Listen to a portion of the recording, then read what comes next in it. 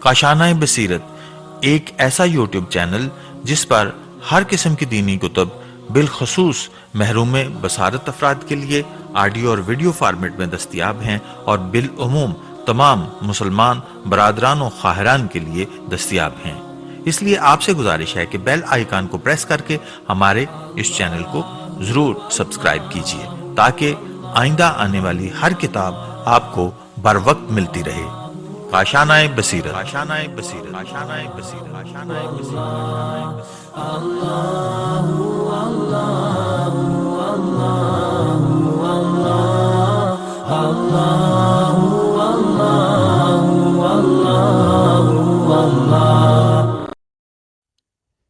اعوذ باللہ من الشیطان الرجیم، بسم اللہ الرحمن الرحیم۔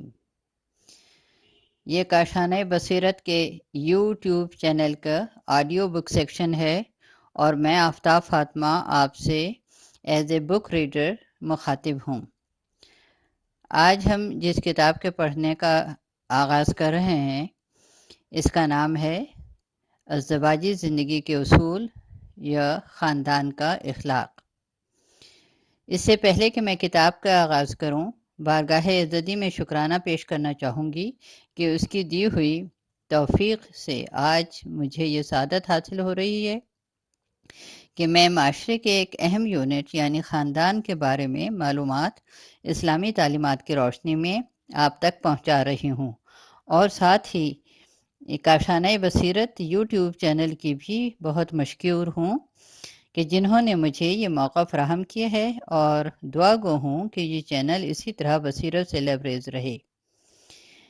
اب ہم کتاب کا آغاز کرتے ہیں۔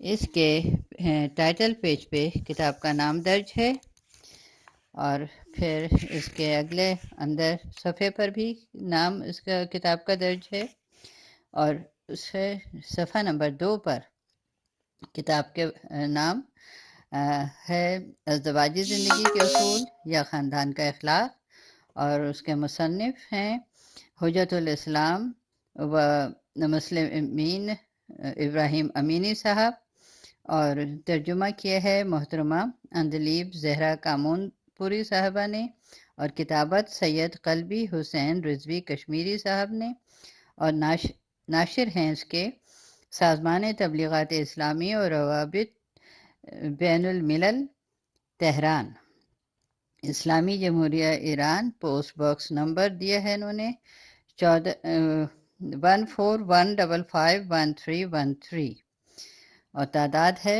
5000، اور تہیہ و تنظیم ہے شعبہ اردو سازمان تبلیغات اسلامی، اور تاریخ اشاعت ہے جمادی الثانی 1410 ہجری۔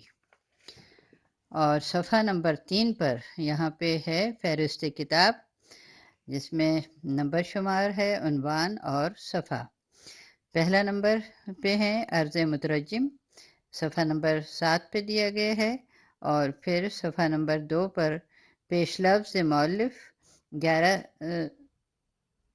صفحہ نمبر 11 پر، اور پھر کیونکہ کتاب کے 2 حصے ہیں تو یہ پہلا حصہ خواتین کے فرائض، یہ نمبر 3 اس کا ہے نمبر شمار کے حساب سے، شادی کا مقصد، یہ صفحہ نمبر 18 پر، نمبر 4 شوہرداری، یہ صفحہ نمبر 23 پر، اور 5 محبت کا اظہار کیجیے، صفحہ نمبر 24 پر، 6 شوہر کا احترام، صفحہ نمبر 27 پر، اور 7 شکوہ و شکایت سے گریز کیجیے، صفحہ نمبر 31 پر، اور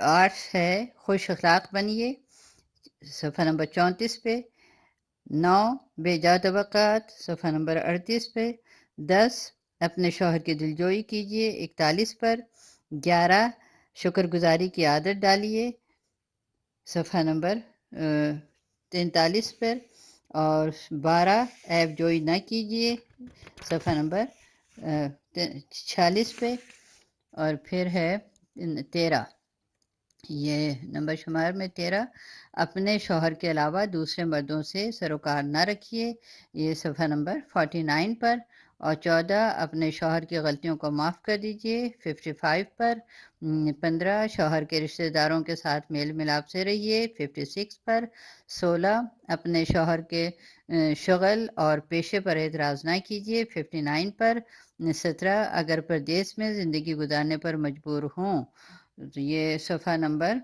65 پر، 18، اگر آپ کے شوہر گھر میں کام کرتے ہوں، یہ 67 پر، 19، اپنے شوہر کی ترقی میں مدد کیجیے، 70 پر، اور پھر 20 ہے دھیان رکھیے آپ کے شوہر غلط راہ اختیار نہ کریں، یہ 72 پر، پھر 21 ہے شکی عورتیں، یہ 76 پر، اور پھر ہے 22، دوسروں کی برائی کرنے والوں کی باتوں پر توجہ نہ دیجیے، 90 پر،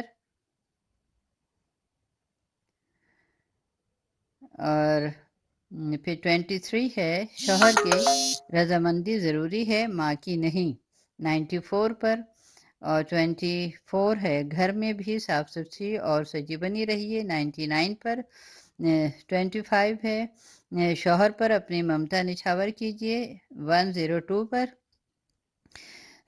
26 راز کی حفاظت کیجیے، 103 پر، 27 شوہر کو خاندان کا سرپرست مانیے، 104 پر، 28 سختیوں کو جھیلنا سیکھیے، 107 پر، 29 لڑائی جھگڑا نہ کیجیے، 109 پر، 30 اگر غصہ ہو تو خاموش رہیے، 112 پر، اور پھر 31 مردوں کے پسندیدہ مشغلے، 115 پر، اور پھر 32 خانہ داری یہ ہے 116 پر، 33 صفائی 118 پر، 34 گھر کی سجاوٹ 122 پر، اور 35 کھانا پکانا یہ ہے 127 پر، 36 مہمانداری 133 پر، اور 27 امین خانہ یہ 148 پر، 38 خواتین کے مشاغل 142 پر، 39 اپنے فرصت کے اوقات کو ضائع نہ کیجیے، 147 پر، اور 40 ہے بچوں کی پرورش اور تعلیم و تربیت، 151 پر، اور 41 ہے غذا اور صحت، 156 پر۔ پھر آ جاتا ہے دوسرا حصہ مردوں کے فرائض، اس میں یہ 42 خاندان کا سرپرست 162 پر، اور 43 بیوی کی دیکھ بھال 163 پر، 44 اپنی محبت نچھاور کیجیے 163 پر، 45 اپنی بیوی کی عزت و احترام کیجیے 167 پر، 46 خوش اخلاق بنیے 170 پر، 47 بے فائدہ شکوے شکایات یہ 176 پر، 48 اعتراض اور بہانہ جوئی 179 پر، 49 یہ تسلی اور دلجوئی 182 پر، اور 50 عیب تلاش نہ کیجیے 184 پر۔ پھر یہ صفحہ نمبر 6 پہ ہم پہنچ گئے ہیں، یہ ہے 51 پہ بدگوئی کرنے والوں کی باتوں پہ دھیان نہ دیجیے 187 پر، اور 52 اس کی لغزش کو نظر انداز کیجیے 194 پر، پھر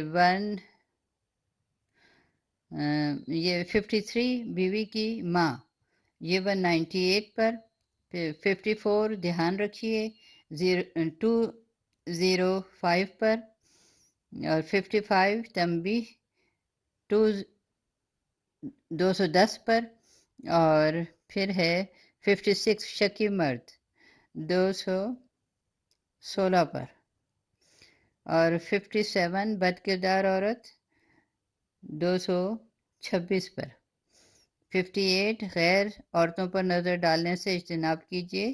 200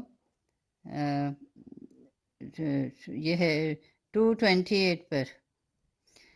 پھر 59 سپاس گزار بنیے. 233 پر. پھر 61 اپنے بیوی کی تیمارداری کیجیے. 238 پر. اور 62 ہے خاندان کے اخراجات. 241 پر. 63 گھر کے کاموں میں اپنی بیوی کی مدد کیجیے. 244 پر. اور 64 ہے گھر جلدی آیا کیجیے. 245 پر. 65 نمبر ہے وفادار بنیے. 247 پر. اور 66 بیوی کی تعلیم و تربیت. 250 پر. اور یہ 67 ہے بچوں کی پیدائش. 253 پر. 68 ہے زمانہ حمل اور زچگی. یہ 262 پر. اور پھر ہے 70 اختلافات کو حل کرنے میں سب سے بڑی رکاوٹ. 268 پر. اور 71 ہے طلاق. یہ 271 پر. یہ تو تھے ان کے تمام ٹاپکس اور جن صفحوں پہ وہ درج ہیں. اب ہم صفحہ نمبر 7 پر پہنچے ہیں جہاں عرض مترجم درج ہے. لکھتی ہیں دوسری زبانوں کے لٹریچر کو اپنی زبان میں منتقل کرنے کا مقصد کسی قوم کے ادب و ثقافت و تہذیب و تمدن سے اپنی قوم اور اپنے ہم وطنوں کو روشناس کرانا ہوتا ہے. ترجمے کا کام ہر دور میں ہوتا رہا ہے اور یہ بڑی عمدہ روش ہے. البتہ زیر نظر کتاب کا ترجمہ مذکورہ مقصد کو سامنے رکھ کر نہیں کیا گیا ہے، بلکہ ترجمے کے لیے اس کتاب کو منتخب کرنے کے کچھ دوسرے اسباب ہیں. اگلا پیراگراف ہے خاندان میں افراد کے درمیان باہمی تعلقات و روابط اور اخلاق کے متعلق اردو میں جامع اور قابل قدر تصانیف بہت کم نظر آتی ہیں. خصوصاً ہماری زبان میں ایسی کتابوں کی بہت کمی ہے جس میں ان روابط کو قرآن اور حدیث اور اقوال ائمہ اطہار کی روشنی میں بیان کیا گیا ہو. اگلا پیراگراف ہم سبھی اپنے اپنے فرائض اور ذمہ داریوں کی ادائیگی میں رات دن مشغول رہتے ہیں، لیکن اگر اس میں خدا کی خوشنودی کا تصور بھی شامل رہے اور اگر ہم اس بات سے واقف ہوں کہ خدا کی نظر میں ہمارے روزمرہ کے معمولی سے معمولی کاموں کی بھی کتنی اہمیت ہے تو ان کاموں کی قدر و قیمت کئی گنا بڑھ جاتی ہے.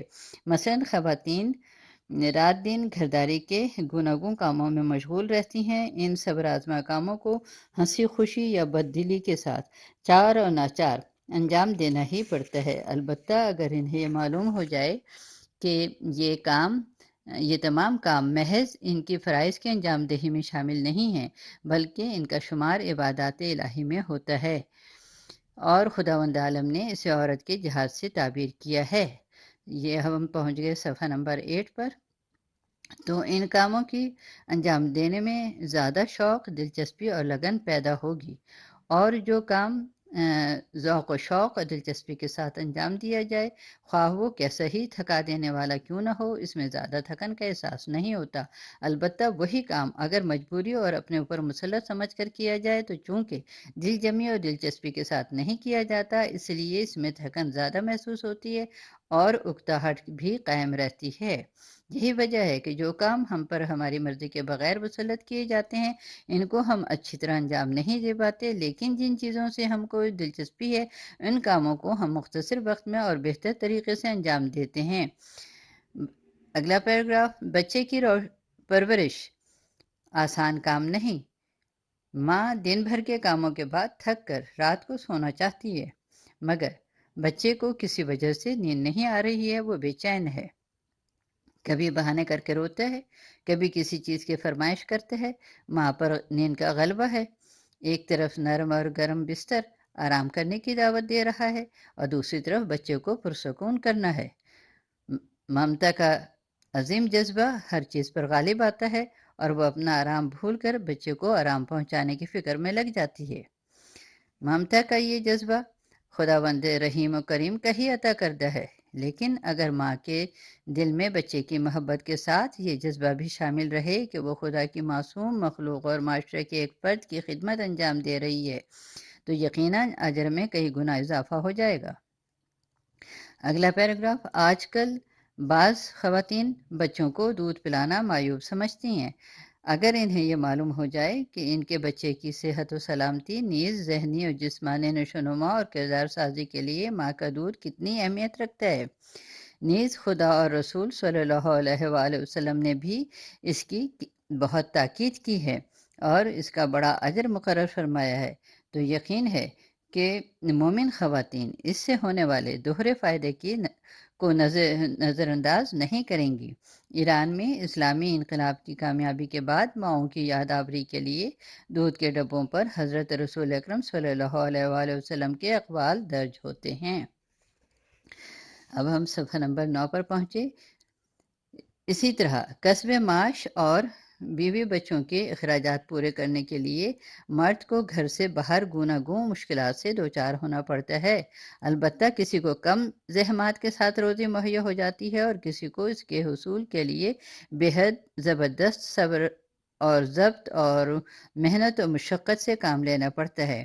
البتہ اگر مرد کو خدا کے نزدیک اپنے عمل کی قدر و قیمت کا اندازہ ہو جائے اور وہ اپنے فرائض کو خوشی خوشی اور خوشنودی خدا کے تصور کو سامنے رکھ کر انجام دے تو اس کو کہیں زیادہ ثواب ملے گا۔ اگلا پیراگراف، اسلام میں عورت اور مرد دونوں کو حقوق عطا کیے گئے ہیں اور ان کے جسمانی ساخت کی مناسبت سے عادلانہ طور پر ان کے فرائض بھی مقرر کیے گئے ہیں۔ اگلا پیراگراف، ہم کو اپنے مسلمان ہونے پر فخر ہے اور اپنی مقدس کتاب قرآن مجید بے حد عزیز ہے، لہٰذا ہم میں سے ہر مسلمان عورت اور مرد کا فرض ہے کہ اسلام کی روشنی میں اپنے حقوق و فرائض کو سمجھ کر اس پر عمل کریں اور اپنے مثالی کردار کے ذریعے اپنے مقدس دین کی تبلیغ کریں۔ اگلا پیراگراف، زیر نظر کتاب ایک مشہور و معروف عالم دین اور مصنف کی فکر کا نتیجہ ہے۔ اس کتاب میں بعض جملوں یا مفہوم کی تکرار کی گئی ہے، لیکن اسے مصنف کی طرز نگارش کی خامی نہیں سمجھنا چاہیے، بلکہ اس کا مقصد اس موضوع پر تاکید کرنا اور بار بار مختلف طریقوں سے اسے دہرا کر ذہن نشین کرانا ہے۔ بعض جگہ طوالت سے کام لیا گیا ہے، اس کا مقصد بھی یہی ہے کہ مثالوں کے ذریعے بات اس طرح بیان کی جائے کہ دل میں اتر جائے۔ اگلا پیراگراف، شاہی دور میں ایرانی معاشرہ مغرب کی اندھی تقلید کے نتیجے میں گوناگون برائیوں میں ملوث تھا۔ غیر اسلامی افکار کی پیروی کے سبب اخلاقی بے راہ روی عام تھی۔ عام طور پر خاندانی انس و محبت، اظہار و قربانی کا فقدان تھا۔ اسی لیے اس دور میں طلاقوں کی تعداد بہت زیادہ تھی، بلکہ اس سلسلے میں ایران کا شمار دنیا کے ملکوں میں چوتھے نمبر پر تھا۔ خدا کا شکر ہے، اسلامی انقلاب کی کامیابی کے بعد ایران میں زندگی کے ہر شعبے میں نمایاں تبدیلیاں نظر آتی ہیں۔ کل کے ایران میں جن چیزوں کو اعلیٰ معیار کی نشانی سمجھا جاتا تھا، آج ان چیزوں کو معیوب سمجھا جانے لگا ہے۔ چونکہ پرانے آثار یکلخت اور یکسر تو مٹ نہیں سکتے، اس لیے طاغوتی دور کی سچی مثالوں اور واقعات سے مدد لی گئی ہے۔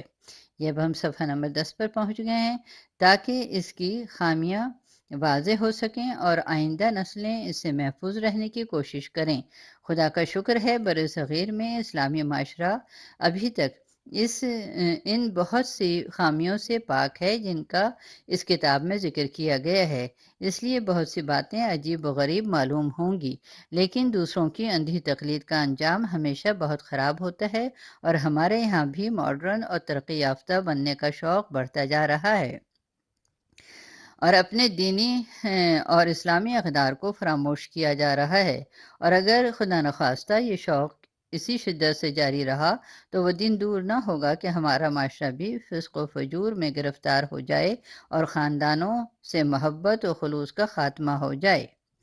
اگلا پیراگراف، اس کتاب کا ترجمہ کرنے کا مقصد یہی ہے کہ ہمارے ملک میں ناسمجھی اور تجربہ کاری کی وجہ سے برباد ہونے والی زندگیوں کو تباہی سے بچایا جا سکے اور اس کے مطالعے کے ذریعے خاندانوں کی اصلاح ہو۔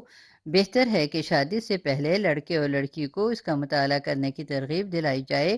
جن نوجوان جوڑوں نے نئی زندگی میں قدم رکھا ہے، اس کتاب کا مطالعہ کر کے شروع سے ہی اپنے حالات اور اخلاق کو سنوارنے کی کوشش کریں، اور جن میاں بیویوں کی زندگیاں نصف گزر چکی ہیں وہ بھی اس کتاب کا مطالعہ کر کے اپنی اصلاح کر کے اپنے خاندان اور نئی نسل کو تباہی اور بربادی سے بچا سکتے ہیں۔ مثل مشہور ہے، صبح کا بھولا اگر شام کو گھر واپس آ جائے تو اسے بھولا نہیں کہتے۔ یہ انورٹڈ کاماز میں ہے۔ اگلا پیراگراف، لاسٹ لائن، بہرحال میرے خیال میں زیر نظر کتاب معاشروں کی اصلاح کے لیے کافی کارآمد اور مفید ثابت ہو سکتی ہے۔ اپنی قوم اور ملت کی سربلندی اور کامیابی کی آرزو اور دعاؤں کے ساتھ، والسلام علیکم ورحمۃ اللہ وبرکاتہ۔ اندلیب زہرا موسوی، کامون پوری۔ یہ ان کا عرض مترجم تھا۔ اب صفحہ نمبر 11 پہ ہم پہنچے ہیں اور یہاں پہ پیش لفظ درج ہے کہ ہر لڑکے اور لڑکی کی سن بلوغ کو پہنچنے کے بعد سب سے بڑی آرزو یہ ہوتی ہے کہ وہ شادی کریں اور شادی کے ذریعے اپنی مشترکہ زندگی کی اساس پر زیادہ سے زیادہ استقلال اور آزادی حاصل کریں اور ایک مونس و غمخوار اور ہمدرد و ہمراز پالیں۔ ازدواجی زندگی کو زندگی کا نقطۂ عروج اور خوش نصیبی کا آغاز سمجھا جاتا ہے، اسی لیے شادی کا جشن منایا جاتا ہے۔ عورت کو مرد کے لیے پیدا کیا گیا ہے اور مرد کو عورت کے لیے، جو مقناطیس کی طرح ایک دوسرے کو اپنے میں جذب کر لیتے ہیں۔ شادی اور مشترکہ زندگی کے ذریعے خاندان کی تشکیل ایک فطری خواہش ہے جو انسان کی سرشت میں رکھی گئی ہے، اور یہ چیز خود خداوند عالم کی عطا کردہ نعمتوں میں سے ایک عظیم نعمت ہے۔ اگلا پیراگراف، یقیناً خاندان کے نرم و گرم ماحول کے علاوہ وہ کون سی جگہ ہو سکتی ہے جو جوانوں کے لیے ایک قابل اطمینان پناہ گاہ کی حیثیت رکھتی ہو۔ یہ اپنے خاندان سے تعلق، خاطر اور محبت ہی تو ہوتی ہے جو جوانوں کو پراگندہ افکار اور ذہنی پریشانیوں سے نجات دلاتی ہے۔ یہیں پر انہیں ایک وفادار اور مہربان ساتھی اور غمگسار مل سکتا ہے جو مصیبتوں اور پریشانیوں میں ان سے اظہار ہمدردی کرے اور ان کے غم میں برابر کا شریک ہو۔ ازدواج کا مقدس پیمان ایک آسمانی رشتہ ہے جو دلوں کو آپس میں جوڑ دیتا ہے، پریشان دلوں کو سکون بخشتا ہے اور پراگندہ افکار کا رخ ایک مقصد کی جانب موڑ دیتا ہے۔ گھر انورٹڈ کامرس میں ہے، عشق اور محبت کا گہوارہ، انس و مودت کا مرکز اور بہترین پناہ گاہ ہوتا ہے۔ اگلا پیراگراف، خدا بزرگ و برتر قرآن مجید میں اس عظیم نعمت کا ذکر کرتے ہوئے فرماتا ہے، خدا کی نشانیوں میں سے ایک نشانی یہ ہے کہ اس نے تمہارے ہی جنس میں سے تمہارے لیے شریک زندگی، اور بریکٹ میں ہے لکھا ہمسر، پیدا کی تاکہ ان سے انس پیدا کرو اور ان کے ساتھ آرام و چین سے رہو، اور تمہارے درمیان الفت و محبت پیدا کی۔ اس سلسلے میں غور کرنے والوں کے لیے بہت سی نشانیاں موجود ہیں۔ نمبر 1، اب یہ بتا رہے ہیں ارشادات رسول خدا کے، اور یہ جو قرآن میں اس کے بارے میں بات کی گئی ہے۔ پیغمبر اسلام فرماتے ہیں، ایسا مرد جو بیوی نہیں رکھتا مسکین اور بیچارہ ہے، خواہ وہ دولت مند ہی کیوں نہ ہو۔ اسی طرح بے شوہر کی عورت مسکین اور بیچاری ہے، اگرچہ دولت مند ہی کیوں نہ ہو۔ نمبر 2، اگلا پیراگراف، حضرت امام جعفر صادق علیہ السلام نے ایک شخص سے پوچھا، تمہاری بیوی ہے؟ اس نے کہا نہیں۔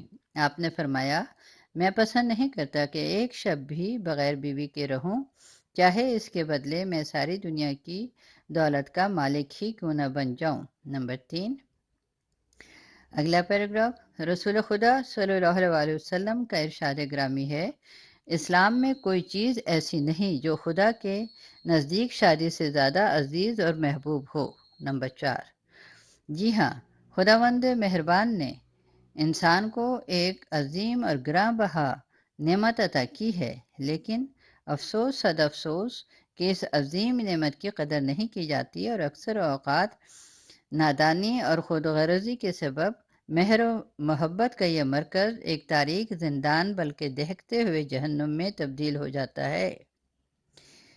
اگلا پیراگراف، انسان کی جہالت اور نادانی کا نتیجہ ہوتا ہے کہ گھر کی رونق اور خاندان کا سکون اور چین ایک اذیت ناک قید خانے میں تبدیل ہو جاتا ہے، اور خاندان کے افراد مجبور ہو جاتے ہیں کہ یا تو آخر عمر تک اس تاریک زندان میں زندگی گزاریں یا پھر شادی کے مقدس بندھن کو توڑ ڈالیں۔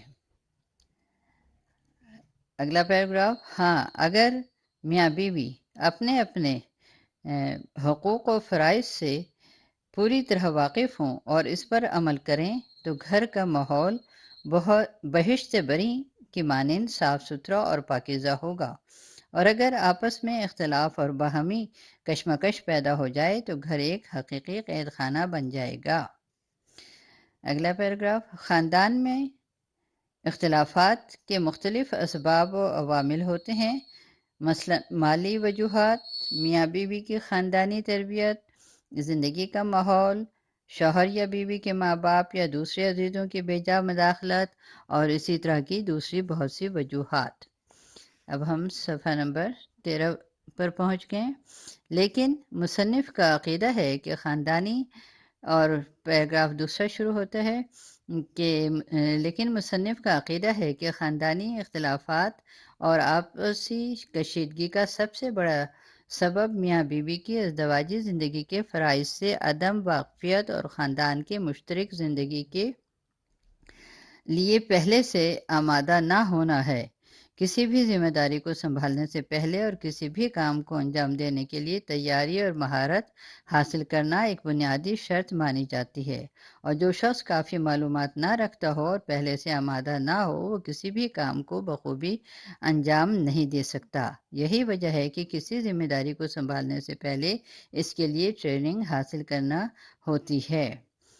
اگلا پیراگراف، شادی اور مشترکہ زندگی کی بنیاد قائم کرنے کے لیے بھی پہلے سے کافی معلومات، تیاری اور مہارت حاصل کرنا ضروری ہے۔ لڑکے کو چاہیے کہ اپنی بیوی کے طرز فکر، اس کی پسند اور ناپسند، اس کے جذبات و خواہشات اور ازدواجی زندگی کی مشکلات اور اس کے حل نیز آداب معاشرت کے متعلق کافی معلومات حاصل کرے، اور اس بات پر توجہ رکھنی چاہیے کہ بیوی لانے کا مطلب کوئی چیز خریدنا یا نوکرانی لانا نہیں ہے، بلکہ اس کا مطلب وفاداری، صداقت، محبت اور تعاون کا عہد کرنے اور خاندان کی مشترک زندگی میں قدم رکھنا ہے۔ لڑکی کو بھی چاہیے کہ اپنے شوہر کے طرز فکر، اس کے اندرونی خواہشات و جذبات اور پسند و ناپسند کو مد نظر رکھے اور سمجھے کہ شادی کا مطلب نوکر حاصل کرنا اور بغیر کسی قید و شرط کے تمام خواہشات و آرزوؤں کا پورا ہو جانا نہیں، بلکہ شادی کا مقصد آپس میں ایک دوسرے کے ساتھ تعاون اور زندگی کی جد و جہد میں برابر کا شریک ہونا ہے، اور اس مقدس مقصد کے حصول کے لیے عفو و درگزر اور اظہار و قربانی جیسی خصوصیات اور آپسی سمجھوتے کا ہونا بہت ضروری بلکہ لازمی ہے۔ چونکہ شادی کے ذریعے لڑکے اور لڑکی کی قسمت کا فیصلہ ہوتا ہے، لہٰذا ان کے لیے ضروری معلومات حاصل کرنا اور اخلاقی طور پر آمادہ رہنا نہایت ضروری ہے، مگر افسوس ہمارے معاشرے میں اس اہم موضوع کی نسبت غفلت برتی جاتی ہے۔ اگلا پیراگراف، جہیز، مہر، خوبصورتی اور شخصیت کے مسئلے پر والدین کافی توجہ دیتے ہیں، مگر لڑکے اور لڑکی کے لیے خاندانی زندگی کو تشکیل دینے نیز ایک دوسرے کے حقوق کو بخوبی ادا کرنے کے لیے پہلے سے آمادگی کو شادی کی اصل شرط قرار نہیں دیتے۔ اگلا پیراگراف، لڑکی کی شادی کر دیتے ہیں لیکن ایسی حالت میں کہ وہ امور خانہ داری اور شوہر کے آداب اور طور طریقوں سے ناآشنا ہوتی ہے۔ لڑکے کے لیے بیوی تو فراہم کر دیتے ہیں، اگرچہ وہ زنداری اور خاندان کی سرپرستی کے اصولوں سے ناواقف ہوتا ہے۔ اگلا پیراگراف، جب دو تجربہ کار نوجوان زندگی کے میدان میں قدم رکھتے ہیں تو اپنی کم علمی اور ناسمجھی کی بنا پر سینکڑوں قسم کی مشکلات سے دوچار ہو جاتے ہیں۔ اختلافات، تلخیاں، لڑائی اور جھگڑے شروع ہو جاتے ہیں۔ ماں باپ کی مداخلت بھی چونکہ عقل و تدبر کے روح سے نہیں ہوتی، لہٰذا ان مشکلات کو حل کرنے کے بجائے اختلافات کو اور زیادہ بڑھانے اور اس میں اضافہ کرنے کا سبب بنتی ہے۔ اگلا پیراگراف، شادی کے شروع کا دور ایک پرآشوب اور بحرانی دور ہوتا ہے۔ اسی نازک دور میں بہت سی زندگیاں طلاق کے ذریعے تباہ و برباد ہو جاتی ہیں۔ بعض ایسے بھی ہوتے ہیں جو شادی کے بندھن کو توڑتے تو نہیں، مگر ان کی زندگیوں میں آخر عمر تک کشمکش اور زہر آزمائی کا سلسلہ جاری رہتا ہے اور اس اختیاری قید خانے کی عذاب اور مصیبت کو طلاق پر ترجیح دیتے ہیں۔ بعض خاندان کچھ دن بعد جلد ہی یا دیر میں ایک دوسرے کے اخلاق اور کردار سے واقف ہو جاتے ہیں اور ان کی زندگیوں میں ایک حد تک سکون اور ٹھہراؤ پیدا ہو جاتا ہے۔ اگلا پیراگراف، کاش ایسے لڑکے اور لڑکیوں کے لیے جو شادی کی منزل میں قدم رکھنا چاہتے ہیں ازدواجی زندگی کے آداب اور طور طریقے سکھانے کے نام سے کچھ تربیتی ادارے قائم کیے جائیں اور وہاں ان کی صحیح طریقے سے تربیت کی جائے، اور جب وہاں کے کورس کو پورا کر لیں اور مشترکہ خاندانی زندگی گزارنے کے لیے تیار ہو جائیں تو انہیں باصلاحیت ہونے کا سرٹیفکیٹ دیا جائے اور اس کے بعد وہ شادی کریں۔ خدا کرے جلد وہ دن آئے۔ یہ بریکٹ میں لکھا ہے، اس نے اپنی خواہش ظاہر کی ہے۔ چونکہ مصنف کی یہ اگلے ہم صفحہ نمبر 15 پہ پہنچے ہیں اور پیراگراف نیا شروع ہوتے ہیں۔ چونکہ مصنف کی نظر میں یہ بہت اہم سماجی مسئلہ ہے اور وہ اس کی اہمیت کو شدت سے محسوس کرتا ہے، اس لیے اس نے یہ کتاب تصنیف کی ہے، اور اس کتاب میں ازدواجی زندگی کی مشکلات کا جائزہ لیا گیا ہے اور قرآن و مجید اور پیغمبر اسلام اور ائمہ علیہم السلام کی احادیث سے استفادہ کیا گیا ہے۔ کہیں پر ذاتی تجربوں اور روزمرہ رونما ہونے والے واقعات کے اعداد و شمار کی مدد سے اہم نکتوں کی طرف توجہ دلائی گئی ہے اور ضروری ہدایات دی گئی ہیں۔ اگلا پیراگراف، مصنف اس بات کا دعویٰ نہیں کرتا کہ اس کتاب کو پڑھنے سے زندگی کی تمام مشکلات حل ہو جائیں گی۔ بلا شبہ زندگی میں اور بہت سی مشکلات اور اس کے گوناگون اسباب ہوتے ہیں، لیکن یہ امید کرتا ہے کہ اس کتاب کے مطالعے سے اور اس پر عمل کر کے بہت سی خاندانی الجھنوں اور پریشانیوں کا سدباب کیا جا سکتا ہے۔ اگلا پیراگراف، ملت کے خیر خواہوں اور دانشوروں سے توقع کی جاتی ہے کہ اس موضوع کی اہمیت اور ضرورت کو محسوس کریں گے اور اپنے مؤثر اور سنجیدہ اقدامات کے ذریعے خاندانوں کو پریشانیوں اور بدبختی سے نجات دلائیں گے انشاءاللہ۔ یہ بریکٹ میں ہے۔ اگلا پیراگراف اور آخری پیراگراف ہے اس کے پیش لفظ کا کہ اس کتاب میں عورت اور مرد دونوں کے فرائض کو الگ الگ بیان کیا گیا ہے۔